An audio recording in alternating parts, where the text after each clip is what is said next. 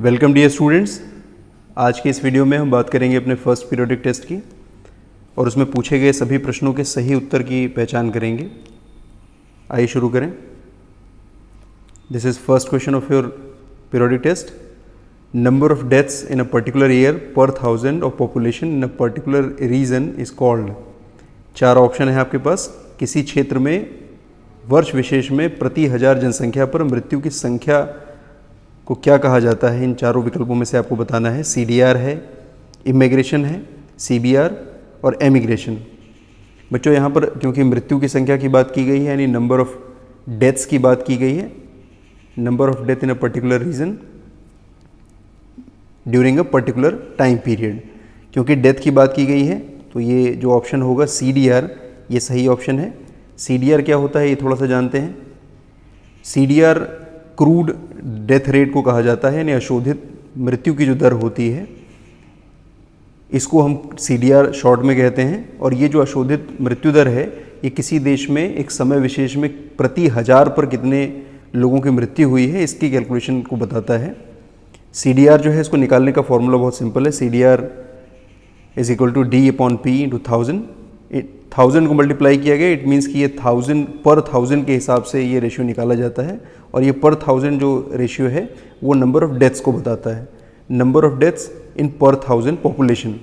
और ये जो D और P हैं ये क्या दिखाते हैं, D दिखाता है नंबर ऑफ डेथ्स को और साथ में P जो है ये एस्टिमेटेड मिड ईयर पॉपुलेशन है यानी जिस वर्ष की ये जनसंख्या निकाली जा रही है, जिस वर्ष का CDR या क्रूड डेथ रेट निकाला जा रहा है उसी वर्ष की मिड ईयर पॉपुलेशन को दिखाता है ये। और इस तरीके से उसमें 1000 मल्टीप्लाई करके हम CDR यानी क्रूड डेथ रेट कैलकुलेट कर लेते हैं। स्पष्ट है कि हमारे प्रश्न का जो सही उत्तर है वो CDR है क्योंकि ये प्रति 1000 पर वर्ष विशेष में मृत्यु की संख्या को दिखाता है। ये सही उत्तर है। नेक्स्ट क्वेश्चन की तरफ चलते हैं। Question number 2। This is question number 2। Corona pandemic is concern with which of these fundamental concept. Corona वैश्विक महामारी का संबंध निम्नलिखित में से कौन सी मूलभूत संकल्पना से है। बच्चों हमने पहले चैप्टर में जहाँ पर human geography nature and scope पढ़ा था वहाँ पर 3 फंडामेंटल कॉन्सेप्ट पढ़े थे ह्यूमन ज्योग्राफी के, इन्वायरमेंटल डिटर्मिनिज्म, पॉसिबिलिज्म और स्टॉप एंड गो डिटर्मिनिज्म। यहाँ पर ऑप्शन जो 4 दिए गए हैं उन चारों में से 3 तो हमें दिखाई दे रहे हैं, संभववाद भी है यहाँ दिया हुआ, पर्यावरणीय निश्चयवाद यानी इन्वायरमेंटल डिटर्मिनिज्म भी है, स्टॉप एंड गो डिटर्मिनिज्म भी है और चौथा एक और संभाव्यवाद यानी प्रोबेबिलिज्म की भी बात की गई है। ये एक और कॉन्सेप्ट है जिसको आप हायर क्लासेस में जब आप ग्रेजुएशन PG में जाएंगे तो वहाँ पर ही आपको पढ़ने को मिलेगा, एक अलग और विचारधारा है। फिलहाल अभी हमें प्रश्न का उत्तर इन्हीं 3 विकल्पों में से देना है, यानी जो चौथा ऑप्शन है ये गलत है। 3 में से कौन सा इसका उत्तर है इनको बारी बारी हम इन शॉर्ट समझते हैं सभी विचारधाराओं में क्या बातें कही गई हैं। सबसे पहले हम पर्यावरणीय निश्चयवाद की बात करते हैं। पर्यावरणीय निश्चयवाद जिसमें नेचर हावी है यानी प्रकृति इसमें मानव का भाग्य तय करती है, जबकि जो इसके बाद वाला कॉन्सेप्ट है यानी स्टॉप एंड गो डिटर्मिनिज्म ये मनुष्य और प्रकृति के बीच में संतुलन की बात करता है यानी बैलेंस की बात करता है। और जहाँ पर बैलेंस होगा वहाँ पर किसी प्रकार की समस्या की संभावना नहीं होगी। लेकिन क्योंकि ये जो प्रश्न है वो एक समस्या, एक वैश्विक महामारी से जुड़ा हुआ है, इसका अर्थ है कि ये जहाँ पर प्रकृति से संतुलन या प्रकृति के नियंत्रण की बात की जाएगी वहाँ पर इस तरह की समस्या नहीं होगी। तो बहुत हद तक संभावना है कि इसका जो सही उत्तर है वो पॉसिबिलिज्म यानी संभववाद होगा। कैसे होगा इसको हम समझते हैं। ये पिक्चर्स दी हैं, इन पिक्चर्स को हम बारी बारी एनालाइज करते हैं और इनके जरिए अपने प्रश्न के सही उत्तर तक पहुँचते हैं। ये पहला जो फिगर है इसको मैंने A, B, C और D इस तरीके से हम आगे बढ़ेंगे और इससे हम अपने प्रश्न के उत्तर पर जाएंगे। A जो पिक्चर दी गई है उसमें हम देख सकते हैं ये एक वेब यानी बहुत सारा नेटवर्क बना करके दिया गया है जो ये दिखाता है कि हमारी जो दुनिया है वो वेल कनेक्टेड है, आपस में बहुत अच्छे ढंग से जुड़ी हुई है। यानी कि ये आधुनिक विश्व की बात की जा रही है जहाँ की जो सारी व्यवस्थाएं हैं, चाहे रोजगार की बात करें, चाहे ट्रेडिंग की बात करें या ग्लोबल लेवल पर हमारा जो कम्युनिकेशन सिस्टम है, जो ट्रांसपोर्ट डिफरेंट मोड का हमारे पास अवेलेबल है, उन सब के जरिए हमारी दुनिया वेल कनेक्टेड है। ये वर्तमान दशा को दिखाता है। अब ये जो वर्तमान दशा है यानी ये जो फिनोमिना है जिसको हम ग्लोबलाइजेशन भी कह सकते हैं, क्योंकि हमने छोटी क्लासेस में भी पढ़ा है कि जब दुनिया में बहुत बड़े पैमाने पर एक से दूसरे स्थान पर लोगों का, सामानों का व्यापार होने लगा, लोग आने जाने लगे, तो इससे लोगों की गतिविधियां बढ़ी यानी वैश्वीकरण की तरफ विश्व चला गया, जिसमें बड़ी पैमाने पर कैपिटल, लेबर और कमोडिटीज़ का आवागमन हुआ। इस वेल कनेक्टिविटी के साथ जो समस्याएं आईं उन समस्याओं पर भी बात करेंगे, क्योंकि जो कनेक्टिविटी है वो कनेक्टिविटी हम देख सकते हैं यहाँ पर डिफरेंट जो वाटर ट्रांसपोर्ट है या एयर ट्रांसपोर्ट है, इनके जरिए इस कनेक्टिविटी को दिखाया गया। यानी बी वाला डायग्राम जो है ये भी इसी स्थिति को दिखाता है कि किस तरीके से इन साधनों की मदद से हम और बेहतर ढंग से कनेक्ट हुए हैं आपस में। लेकिन जिस तरीके से ये कनेक्टिविटी या ये जो हमारा ग्लोबल फिनोमेना है ग्लोबलाइजेशन का, इसने न केवल अच्छी चीज़ों का विस्तार किया, अच्छी चीज़ों को एक से दूसरे स्थान पर प्रसार किया इनका, बल्कि बुराइयाँ भी, यानी कि जो बीमारियाँ और महामारियाँ थीं, छोटी मोटी जो क्षेत्रीय बीमारियाँ थीं, उनको भी बड़ी बीमारी की शक्ल दे दी। इसको हम समझते हैं क्योंकि हमको पता है कि ये जो बीमारी है अभी फ़िलहाल, अभी जो प्रश्न जिसके बारे में पूछा गया कोरोना या कोविड-19, इस बीमारी की शुरुआत हुई चाइना के एक शहर वुहान से। ये इसका अर्थ है कि ये वुहान नाम के एक स्थानीय, चाइना में एक स्थानीय स्तर पर एक बीमारी थी और बाद में वो बीमारी उस पूरे क्षेत्र में फैली, पूरे चाइना में फैली और चाइना के जरिए फिर, क्योंकि हम ग्लोबलाइजेशन वाले दौर में रह रहे हैं, हम ग्लोबल वर्ल्ड में रह रहे हैं, इसलिए बड़ी आसानी से, क्योंकि लोगों का, सामानों का आना जाना पूरे विश्व के स्तर पर होता है, ये जो बीमारी जो कि लोकल बीमारी थी, ये लोकल बीमारी पहले रीजनल बीमारी बनी और वहाँ से फिर ये ग्लोबल बीमारी का रूप ले लेती है। ये जो ग्लोबलाइजेशन की प्रक्रिया है, इसने मदद की इस स्थानीय बीमारी को क्षेत्रीय और फिर आगे बढ़ करके वैश्विक बीमारी बनने में। पूरी दुनिया ही इस बीमारी से ग्रसित हो गई, पूरी दुनिया ही क्वारंटीन हो गई।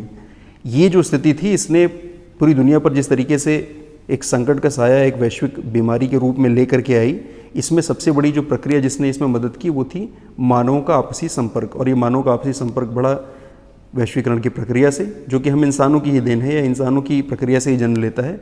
तो सीधा अर्थ है कि यहाँ पर नेचर की बजाय प्रकृति की बाकी सारी शक्तियों के ऊपर हमारी इंसानों की जो विजय है उसको दिखाने वाला जो कॉन्सेप्ट है, यानी पॉसिबिलिज्म, जो कि ह्यूमन इंटेलिजेंस और ह्यूमन कैपेसिटी में यकीन करता है, ह्यूमन क्षमताओं में यकीन करता है, पॉसिबिलिज्म ही जिम्मेदार है इस तरह की कोरोना पैंडेमिक जैसी समस्याओं के लिए जो विश्व स्तर पर दिखाई दे रही हैं। सही उत्तर है पॉसिबिलिज्म या संभववाद।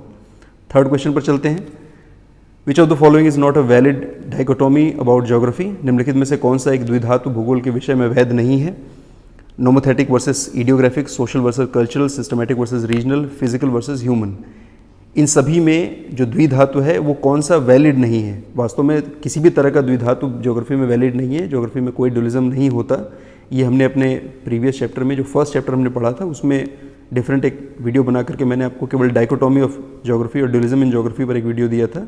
वहाँ पर मैंने इसको एक्सप्लेन किया है कि किस तरीके से एक आभासी द्विधातु या द्वैधवाद भूगोल में दिखाई देता है on the basis of their content और on the basis of their approaches, लेकिन वास्तव में किसी तरह का ड्यूलिज्म ज्योग्राफी में नहीं है। लेकिन जब ज्योग्राफी में दिखने वाले, यानी केवल हम वर्चुअल या सामने जो हमें दिखाई देता है, वास्तविक नहीं, एक्चुअल नहीं, लेकिन वर्चुअली हमें जो दिखाई देने वाली जो ये द्विधातु है, इस द्विधातु में क्या बातें सही ढंग से हमें दिखती हैं, इस पर जब हम जाते हैं तो पहले अपनी टेक्स्ट बुक में देखते हैं कि क्या चीज़ों की चर्चा की गई है। यहाँ पर डिस्क्रिप्टिव या इडियोग्राफिक की बात की गई है, साथ में नोमोथेटिक या लॉ मेकिंग की बात की गई है। यानी ये एक तरह की ड्यूलिज्म है, एक तरह की डाइकोटोमी है जो हमें दिखाई देती है आभासी तौर पर। इसके अतिरिक्त अगर हम बात करें तो रीजनल वर्सेस सिस्टमैटिक, जो कि अप्रोच बेस्ड डाइकोटोमी है, इसका भी अक्सर हमसे इसकी भेंट होती है, अक्सर इससे हमें रूबरू होना पड़ता है। और साथ में फिजिकल वर्सेस ह्यूमन, यानी कि जो भौतिक और कल्चरल एलिमेंट को पढ़ने वाली ह्यूमन ज्योग्राफी है, इनके बीच भी, यानी फिजिकल वर्सेस ह्यूमन, यहाँ पर हम देख सकते हैं लास्ट वाली लाइन में, ये भी एक तरह का डाइकोटोमी हमें दिखती है। हमने अपने वीडियो में भी वहाँ पर बात की थी ड्यूलिज्म इन ज्योग्राफी में कि physical versus human geography, idiographic versus nomothetic, systematic versus regional geography, और इडियोग्राफिक नोमोथेटिक को ही एक और नाम दिया जा सकता है डिस्क्रिप्टिव वर्सेस लॉ मेकिंग। तो इस तरह की जो द्वैधवाद है, इस तरह का जो ड्यूलिज्म है, ये हमें आभासी तौर पर ज्योग्राफी में दिखाई देता है सतह के ऊपर, जो कि वास्तव में है नहीं। लेकिन यहाँ पर हम देखें तो यहाँ पर 4 विकल्पों में से एक ऐसा विकल्प है जो कि आपस में किसी तरह का अंतर नहीं रखता। नोमोथेटिक वर्सेस इडियोग्राफिक तो एक तरह का ड्यूलिज्म है जो दिखता है हमें, सिस्टमैटिक वर्सेस रीजनल भी अप्रोच बेसिस पर ये ड्यूलिज्म हमें दिखाई देता है, और फिजिकल वर्सेस ह्यूमन ये भी एक तरह का ड्यूलिज्म है जो हम अक्सर ज्योग्राफी में देखते हैं। लेकिन फिजिकल, सोशल वर्सेस कल्चरल का ये जो एक और ऑप्शन दिखाई दे रहा है, ये किसी तरह का ड्यूलिज्म नहीं है, यानी सामाजिक और सांस्कृतिक प्रकार का कोई द्वैधवाद भूगोल में नहीं है, दिखाई देने के स्तर पर नहीं है। वास्तव में हम बात करें तो इनमें से किसी भी प्रकार का द्विधातु भूगोल में नहीं होता है। अब ये भूगोल में दिखाई देने वाला और नहीं दिखाई देने वाला जो द्विधातु है, इसके बारे में डिटेल बात ड्यूलिज्म इन ज्योग्राफी वाले वीडियो में की गई, तो आप वहाँ से इसका रेफरेंस ले सकते हैं। सही उत्तर है सोशल वर्सेस कल्चरल, यानी सामाजिक बनाम सांस्कृतिक द्विधातु भूगोल में नहीं है, ये वैध नहीं, this is not valid. Fourth question की बात करें, in which period quantitative thought become popular in geographical studies, किस अवधि में भौगोलिक अध्ययनों में मात्रात्मक विचार लोकप्रिय हुए। 4 अवधि दी गई है, 4 अलग अलग समय अंतराल हैं। किस समय में क्वांटिटेटिव जो स्टडीज़ थी उनकी ज्योग्राफी में बहुत उनका बोलबाला हो गया था। इस प्रश्न के उत्तर को समझने के लिए हमें अपने बुक की एक टेबल को देखना होगा, टेबल 1.1, वहाँ जहाँ पर डिफरेंट एजेस में ह्यूमन ज्योग्राफी के डेवलपमेंट को दिखाया गया है। Development of human geography through corridor of time, ये टॉपिक था। और इसमें एक टेबल की मदद से डिफरेंट पीरियड्स में ज्योग्राफी किस तरीके से अलग अलग फीचर्स को लेती हुई और अलग अलग अप्रोचेस को अपना करके आगे बढ़ी है, इसको दर्शाया गया है। हमें बात करनी है क्वांटिटेटिव रिवोल्यूशन की, यानी कौन सा ऐसा समय था जबकि भूगोल में गणितीय विधियों का बहुतायत हो जाता है। तो हम पाते हैं अपने सही उत्तर पर 1950s का जो लेट 1950s है और लेट 1960s तक का जो समय, यानी लगभग 10 वर्ष का जो ये अंतराल है, इस समय में भूगोल में बड़े पैमाने पर जो फिज़िक्स के लॉज हैं, यानी फंडामेंटल साइंसेस के जो कॉन्सेप्ट हैं, उनको इन्वॉल्व किया जाने लगा। बहुत सारे मैथमेटिकल मॉडल इन्वॉल्व हो गए थे और भूगोल का जो स्वरूप था वो काफ़ी हद तक गणितीय हो गया था। और इस फिनोमेना को नाम दिया गया था क्वांटिटेटिव रिवोल्यूशन या मात्रात्मक क्रांति। ये जो इसका अर्थ है, ये जो मात्रात्मक क्रांति है, इसकी शुरुआत हुई after second world war. After second world war का जो फेज़ है लेट 50s का और बाद में लेट 60s तक ये कंटिन्यू करता है। तो हमारे इस प्रश्न का सही उत्तर होगा लेट 50s का एक ऑप्शन दिया है, ये हमारे इस प्रश्न का सही उत्तर है। अगले प्रश्न पर चलते हैं, question number 5। This is next question, which of the following is not among the densely populated part more than 200% पर square kilometre of the world. निम्नलिखित में से कौन सा ऐसा क्षेत्र है जो 200 व्यक्ति प्रति वर्ग किलोमीटर वाली जनसंख्या नहीं रखता है, यानी जो बाकी के 3 एग्जाम्पल हैं वहाँ पर जनसंख्या घनत्व 200 व्यक्ति प्रति वर्ग किलोमीटर से अधिक है, और एक ऐसा ऑप्शन है आपके पास जो कि इतनी जनसंख्या की घनत्व नहीं रखती है। इसमें साउथ ईस्ट एशिया है, नॉर्थ वेस्ट यूरोप है, नॉर्वे है और नॉर्थ ईस्टर्न यूएस है। पॉपुलेशन डेंसिटी के एक ग्लोबल मैप को हम देखते हैं, इसका उत्तर स्पष्ट होगा। पॉपुलेशन डेंसिटी का अगर विश्व का मानचित्र अगर हम देखें क्या स्थिति है विश्व के स्तर पर, तो मोर देन 200% पर स्क्वायर किलोमीटर का ये जो क्षेत्र है, इसको सबसे सघन, सबसे डेंस कलर दिया गया है। और देख सकते हैं विश्व में स्पष्ट रूप से दक्षिण एशिया, पूर्वी एशिया और दक्षिण पूर्वी एशिया के जो क्षेत्र हैं वो 200 व्यक्ति प्रति वर्ग किलोमीटर से ज़्यादा जनसंख्या वाले हैं। इसके अतिरिक्त अगर हम यूएस के अटलांटिक कोस्ट की बात करें और साथ में पश्चिमी यूरोप की बात करें, तो वहाँ पर भी जनसंख्या का घनत्व 200 व्यक्ति प्रति वर्ग किलोमीटर से अधिक है। तो स्पष्ट है कि हमारे जो 3 ऑप्शन थे, यानी कि अटलांटिक कोस्ट यूएस का और पश्चिमी यूरोप और साथ में एशिया के जो भी हिस्से हैं, दक्षिण पूर्व एशिया या पूर्वी एशिया, ये जो विकल्प हैं ये गलत हैं। चौथा जो विकल्प है नॉर्वे का, वो सही हो सकता है। नॉर्वे की स्थिति यहाँ पर हम देख सकते हैं, दिस इज़ नॉर्वे। और यहाँ पर हम देख सकते हैं कि अगर नीचे वाले, अगर इंग्लिश चैनल के आसपास वाला जो कोस्ट है उसको छोड़ दें, तो ऊपर के अधिकांश हिस्से में जनसंख्या का जो घनत्व है वो लेस देन 1% है।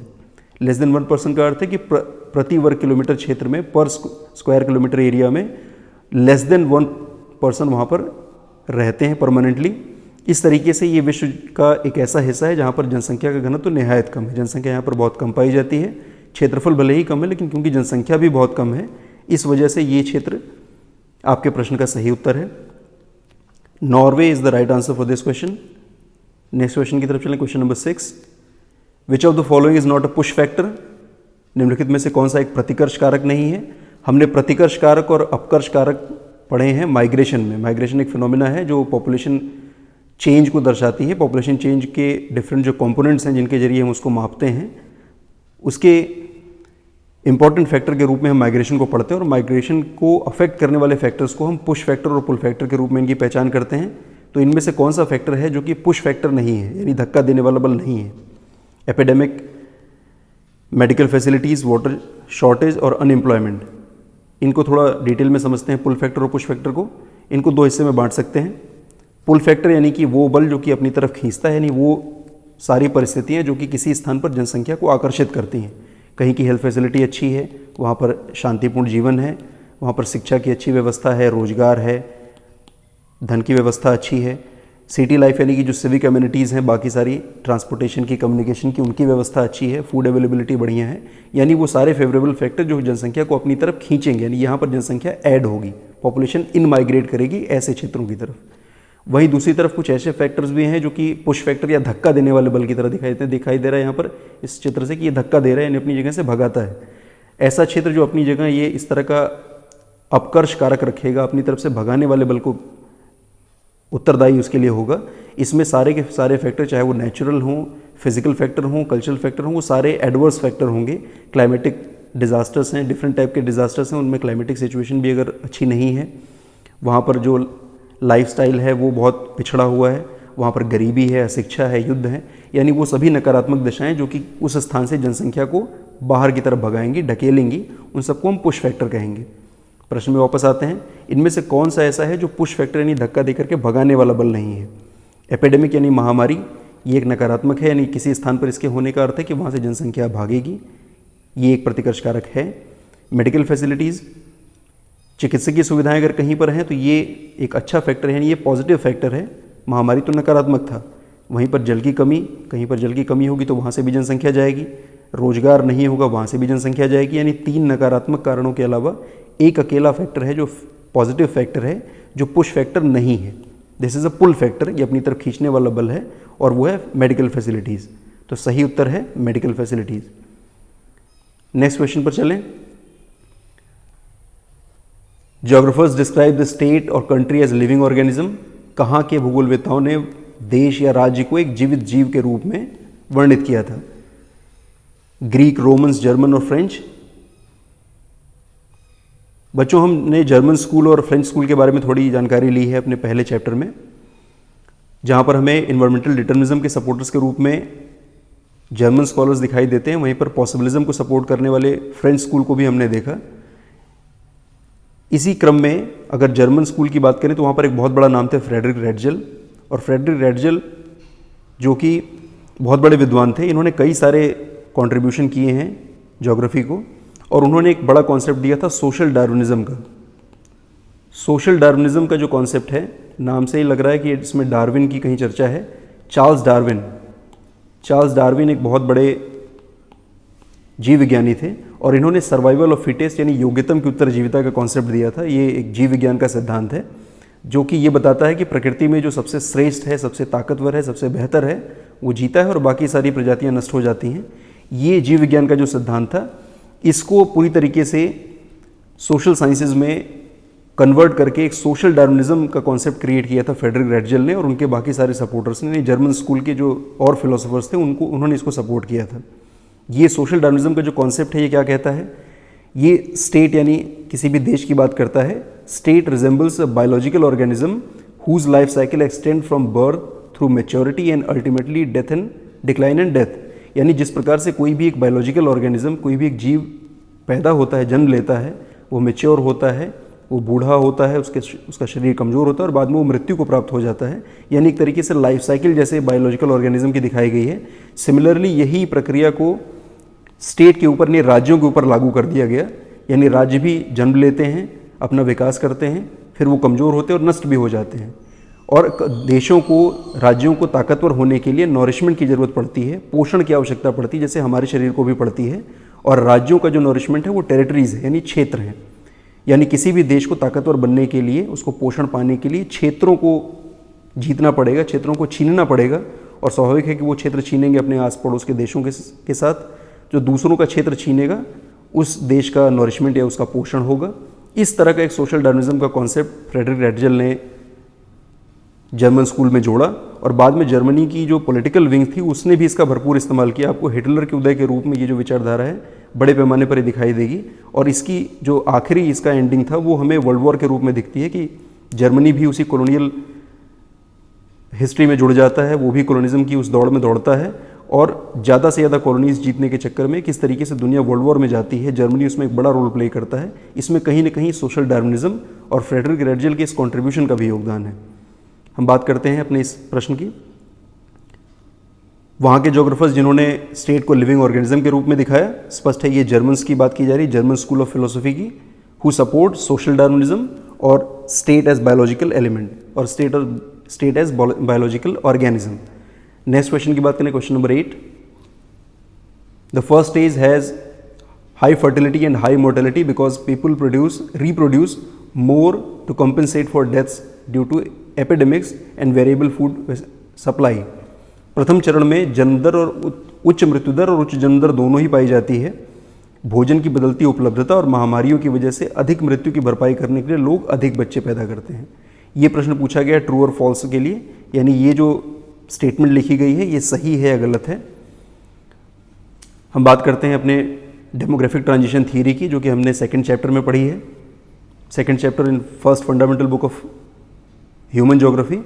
और वहाँ पर हमने डेमोग्राफिक ट्रांजिशन थ्योरी में देखा है कि पूरे विश्व की जो जनसंख्या है उनके आपसी संबंध, यानी कि DRC और BR यानी बर्थ रेट और डेथ रेट का जो आपसी संबंध है, इसके आधार पर किसी भी देश को स्टेज 1, स्टेज 2 और स्टेज 3 में रखा जा सकता है, उनकी विशेषताओं के आधार पर कि वहाँ पर जन्म अधिक है या मृत्यु अधिक है। यहाँ पर प्रश्न में पूछा गया है पहली अवस्था के बारे में, यानी इन फर्स्ट स्टेज मॉर्टेलिटी और जो फर्टिलिटी है दोनों ही हाई होती है, high fertility and high mortality ये दोनों पाई जाती है। और इसको कॉम्पेंसेट करने के लिए क्या जनसंख्या अधिक मात्रा में बच्चे पैदा करती है? हमें दिखाई देगा कि ऐसे देश जहाँ पर जो फर्स्ट स्टेज में है वहाँ पर जन्म और मृत्यु दोनों ही ज़्यादा है, तो स्वाभाविक है कि इन देशों में जो जनसंख्या है वो ज़्यादा मात्रा में पैदा होती है। और क्योंकि यहाँ पर स्वास्थ्य सुविधाएं नहीं हैं, भोजन की कमी है, ज़्यादा रोगों से लड़ पाने के लिए बहुत बेहतर तरीके की स्वास्थ्य सुविधाएं उपलब्ध नहीं हैं, इसलिए बड़ी मात्रा में लोगों की डेथ होती है। और क्योंकि डेथ ज़्यादा मात्रा में हो रही है, इसीलिए देशों में परिवार बचे रहें, जनसंख्या बची रहे, तो उसको कंपेंसेट करने के लिए, उसकी भरपाई करने के लिए, परिवार को जीवित रखने के लिए जो माता पिता हैं, जो लोग हैं, जो समाज है, वो अधिक मात्रा में बच्चे पैदा करता है। यानी फर्स्ट स्टेज के लिए ये जो सिचुएशन है वो सही है। This is a true fact for first stage of demographic transition theory. True है इसका उत्तर। नेक्स्ट क्वेश्चन की तरफ चलें। Question number 9, which of the following is not an approach of human geography. निम्नलिखित में से कौन सा एक मानव भूगोल का उपागम नहीं है? Explanation and description, behavioural, radical और वेलफेयर। इसके लिए टेक्स्ट बुक की थोड़ी मदद लेते हैं। फिगर के टेबल के जरिए हमें दिखाया गया है कि वहाँ पर पीरियड वाइज यानी डिफरेंट टाइम पीरियड में किस तरीके से ह्यूमन ज्योग्राफी की अप्रोचेस चेंज हुई। अर्ली कॉलोनियल पीरियड से लेकर लेटर कॉलोनियल पीरियड और फिर 30s यानी इंटर वॉर जो वर्ल्ड वॉर हुई थी उसमें इंटर वॉर पीरियड में सिचुएशन क्या थी। फिर आफ्टर 50s और 60s में स्पेशल ऑर्गेनाइजेशन और क्वांटिटेटिव रिवोल्यूशन अभी हमने देखा। फिर बाद में 70s और 90s तक आते आते कैसे ज्योग्राफी पोस्ट मॉडर्निस्टिक स्टेज में चली गई। यहाँ पर हमारा प्रश्न पूछा गया है कौन सा ऐसा, इन चारों विकल्पों में से कौन सा ऐसा है जो कि एक उपागम नहीं है, एक अप्रोच नहीं है। हमने देखा अभी कि 70s तक आते आते बिहेवियरल और रेडिकल और वेलफेयर के रूप में ये डिफरेंट अप्रोचेस ज्योग्राफी में ऐड हो गई थी। एक्सप्लेनेशन एंड डिस्क्रिप्शन का जो ये ऑप्शन है ये गलत है। एक्सप्लेनेशन जो शब्द है इसकी आवश्यकता तब हमें पड़ेगी, हम वापस अपने टेबल में देखें। अर्ली कॉलोनियल पीरियड में हम देख सकते हैं यहाँ पर एक्सप्लोरेशन हुआ, यानी नई नई जगहें ढूंढी गई, उनका अन्वेषण हुआ और उनका विवरण तैयार किया गया। जब सारा विवरण हमारे पास उपलब्ध हो गया लेटर कॉलोनियल पीरियड में, तब जाकर के हम उसके एक्सप्लेनेशन और उसके विश्लेषण पर जा सके। यानी explanation and analysis second stage में आएगी। पहली स्टेज जो थी वो एक्सप्लोरेशन और डिस्क्रिप्शन को दिखाती है।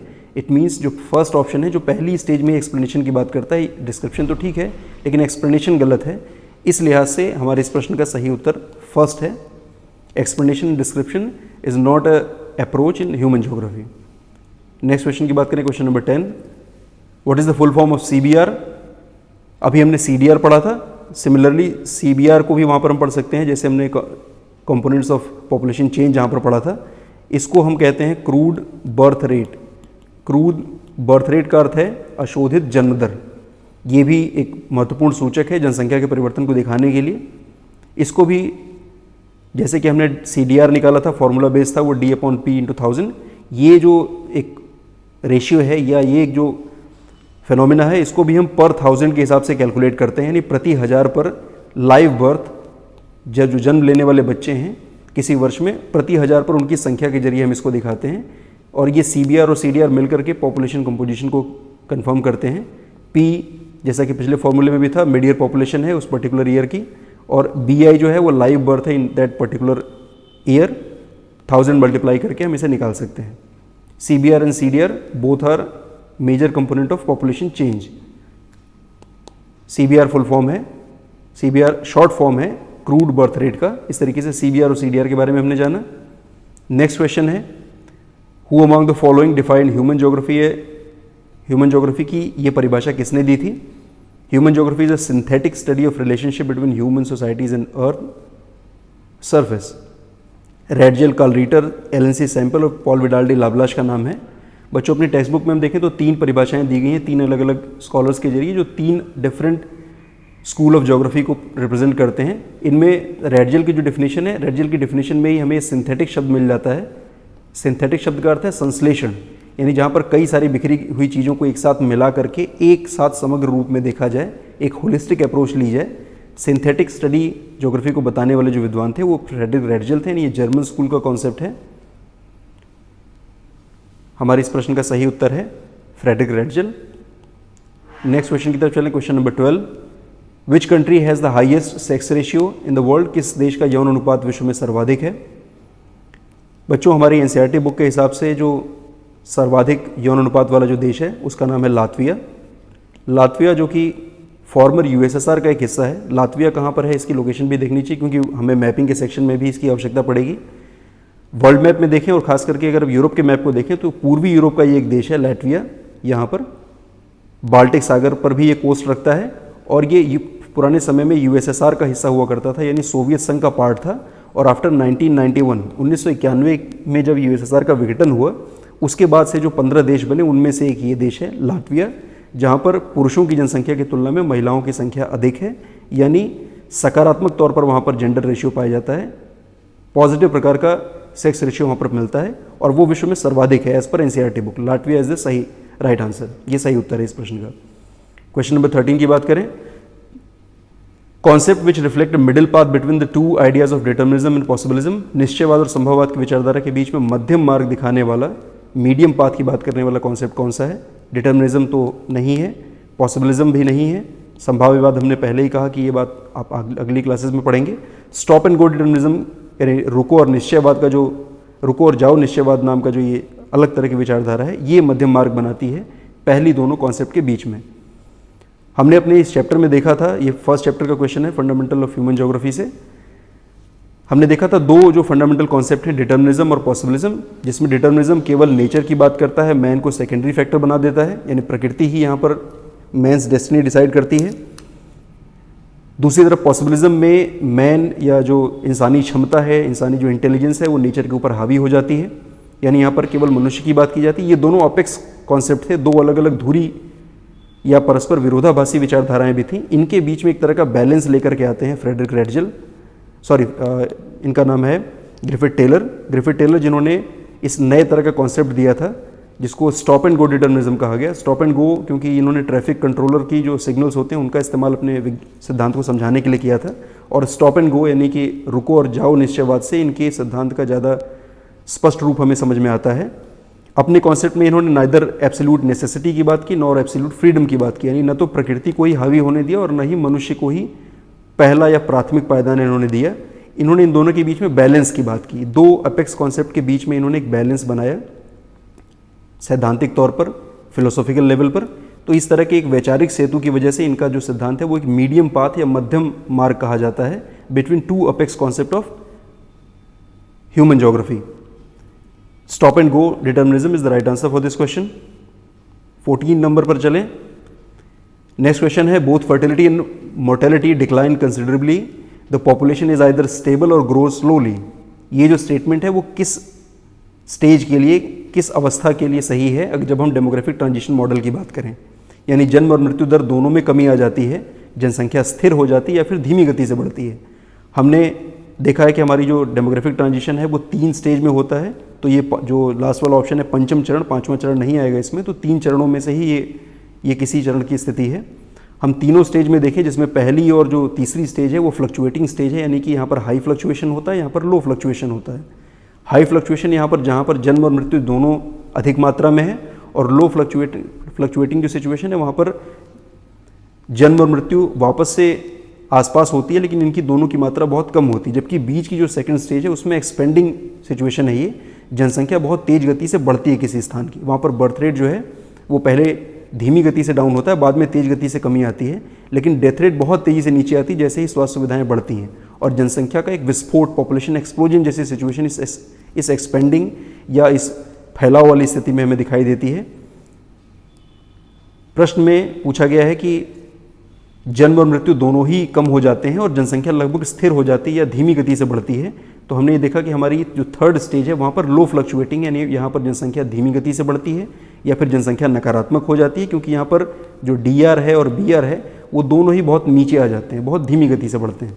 जनसंख्या जागरूक हो जाती है, जन्म दर कंट्रोल हो जाती है, वहाँ पर स्वास्थ्य सुविधाएं अच्छी हैं, इसीलिए मृत्यु पर कंट्रोल है। ये विकास की दशा को दिखाता है और थर्ड स्टेज को रिप्रेजेंट करता है। तो ये सही उत्तर है इसके लिए।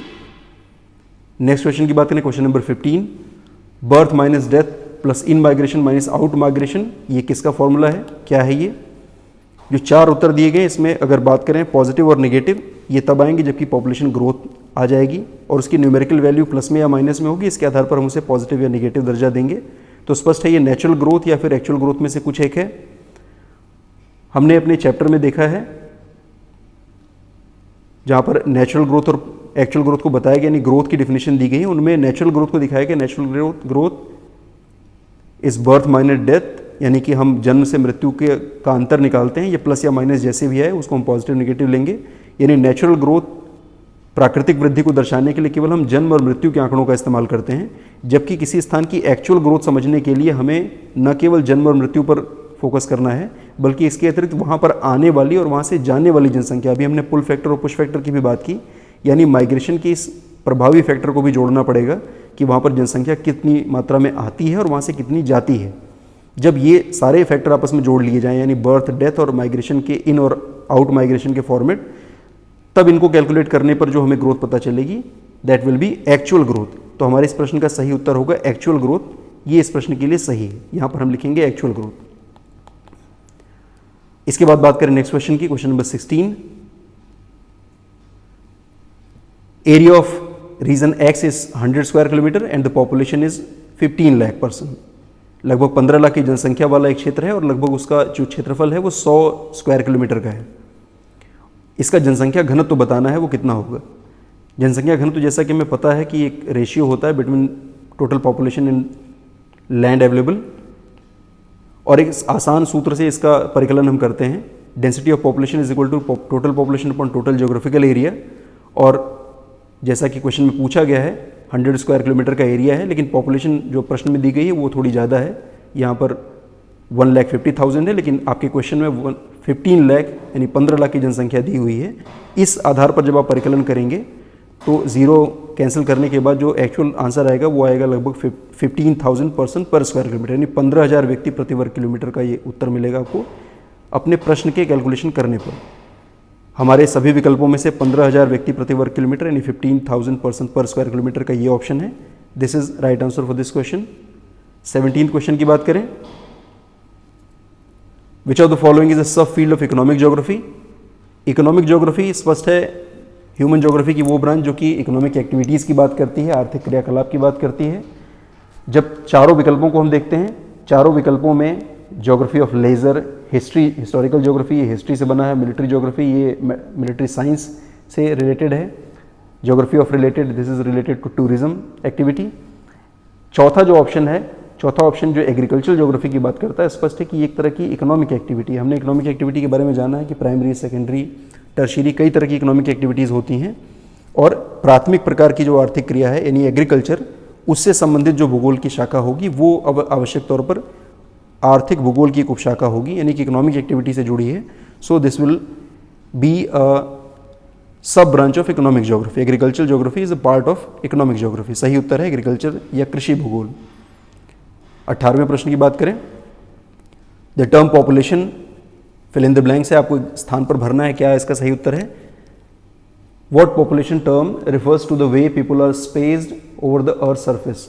जनसंख्या भूगोल से संबंधित वो कौन सा एक फिनोमिना है जो कि भू सतह के ऊपर लोगों के स्थान लेने या उनके बिखराव की बात करता है। बच्चों यहाँ पर बिखराव या डिस्पर्सल की बात की गई है, डिस्ट्रीब्यूशन की बात की गई है।